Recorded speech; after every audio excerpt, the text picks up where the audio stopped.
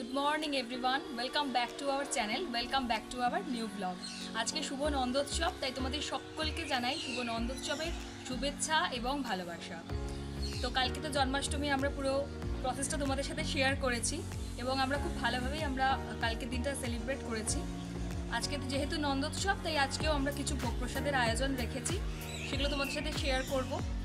আর কালকে সারাটা দিন প্রচুর বৃষ্টি হয়ে গেছে, যাই হোক সেটা হয়েছে, কিন্তু আজকে ওয়েদারটা কিছুক্ষণ আগে বৃষ্টি হওয়ার পরে এখন একটুখানি হালকা রোদ উঠেছে।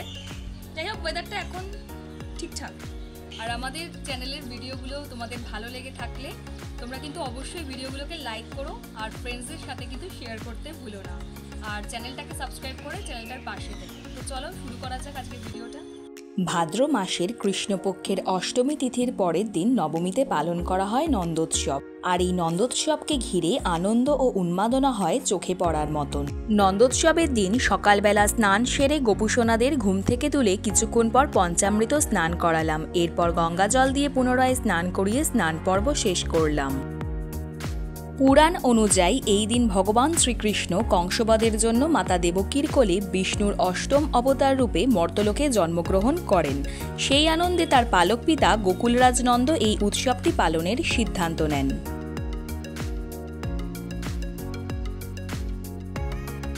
কৃষ্ণের জন্ম উপলক্ষে এটি মূলত খাওয়া দাওয়ার একটি উৎসব। যেমন কোনো ছোট শিশু জন্ম নিলে আশেপাশের সকলকে মিষ্টি বিতরণ করা হয়, ঠিক তেমনই। কারণ এদিন ঘরে সন্তান আগমনের খুশিতে গোকুলবাসীর মধ্যে মিষ্টি বিলি করেছিলেন নন্দরাজা এবং মা যশোদা।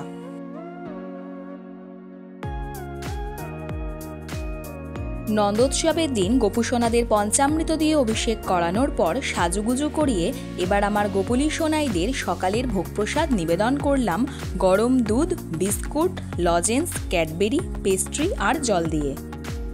এবছর জন্মাষ্টমী এবং নন্দোৎসবে এই প্রথম আমরা দুজনে মিলে পুজোর অনেকটা দায়িত্ব নিয়েছিলাম এবং ভোগ রান্নার দায়িত্ব নিজের হাতে নেওয়া বড় সৌভাগ্যের ব্যাপার, যেটা আমরা গত 2 বছরে সেরকমভাবে পালন করতে পারিনি। ঈশ্বর চেয়েছেন বলেই পুজোর এত বড় দায়িত্ব পালনে সফল হয়েছি, যেটা আমাদের কাছে বিশাল বড় প্রাপ্তি। এরপর নন্দোৎসবের ভোগ রান্নার প্রস্তুতির কিছু মুহূর্তকে ক্যামেরাবন্দি করলাম। এরপর বাবা একে একে গোপুলী সোনাইদের ভোগ নিবেদনের কাজে হাত লাগালো। ভোগে ছিল লুচি, পায়েস, দই, আলুর দম, আইসক্রিম, 5 ধরনের ভাজা, মিষ্টি, মাখন মিচড়ি, 5 ধরনের ফল, নাড়ু, মালপোয়া, তালের বড়া ইত্যাদি। শোনা যায় বাসুদেব কৃষ্ণকে নন্দরাজের কাছে রেখে আসার পর গোকুলে কৃষ্ণের আবির্ভাব উপলক্ষে নন্দোৎসবেই প্রথম খাওয়া দাওয়া হয়েছিল তালের বড়া, যা কৃষ্ণের অতি প্রিয় খাবারের মধ্যে একটি। কথিত আছে শ্রীকৃষ্ণ জন্মের পর তার পিতা বাসুদেব গোকুলরাজ নন্দের কাছে কৃষ্ণকে রেখে আসেন এবং তার পরিবর্তে মা যশোদার কন্যা সন্তানকে মাতা দেবকীর কোলে তুলে দেন। এই ঘটনার ঠিক পরের দিন সকালে নন্দরাজ গোকুলবাসীদের তার পুত্র সন্তান হওয়ার খবর দিলেই এই নন্দ উৎসব পালনের জন্য সবাই আকুল হয়ে ওঠেন। এরপর গোপুসোনাইদের ভোগ নিবেদন করে পুজোর কিছু মুহূর্তকে ক্যামেরাবন্দি করলাম। আরেকটা কথা, একটি ছোট্ট শিশু রান্নায় যেমন ঝাল খেতে পারে না, গোপুসোনাকে যেহেতু সন্তান হিসেবে মানা হয়, তাই এখানে ভোগ প্রসাদ রান্নায় আমরা কোনো ঝাল বা লঙ্কার ব্যবহার করিনি।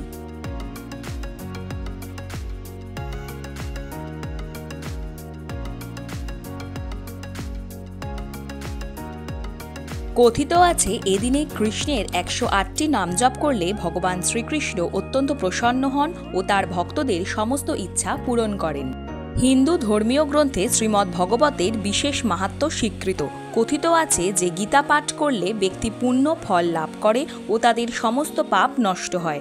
প্রতিদিন গীতা পাঠ করলে ব্যক্তি সমস্ত সমস্যা মোকাবিলা করার শক্তি সঞ্চয় করতে পারে, পাশাপাশি আত্মবিশ্বাসও বৃদ্ধি পায়।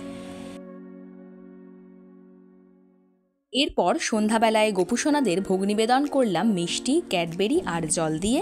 এরপর নিত্য পুজো সেরে নন্দোৎসবের পুজো শেষ করলাম।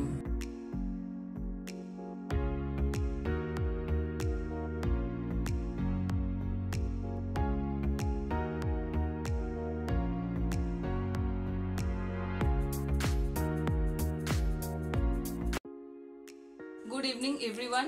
নন্দোৎসবের পুজো আজকে শেষ হয়ে গেছে, আর এই 2 দিন প্রচুর ব্যস্ত ছিলাম। জন্মাষ্টমী এবং নন্দোৎসবের প্রচুর ভোগেরও আয়োজন করেছি, আর তোমাদের সাথে সেগুলো ভিডিওগুলো তো শেয়ার করেইছি।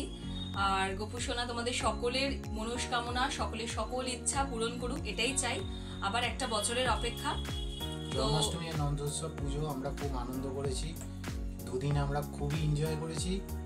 তো আরও এক বছরের অপেক্ষা, এক বছর বাদে আবার এই জন্মাষ্টমী নন্দোৎসব হবে এবং সেটা আরও নতুনভাবে আমরা করার চেষ্টা করব। তো আশা করি তোমাদের ভিডিওটা খুব ভালো লেগেছে। ভালো লাগলে তোমরা অবশ্যই চ্যানেলটাকে লাইক করো আর সাবস্ক্রাইব করে আমাদের সবসময় পাশে থাকো। আর খুব ভালো থেকো সকলে।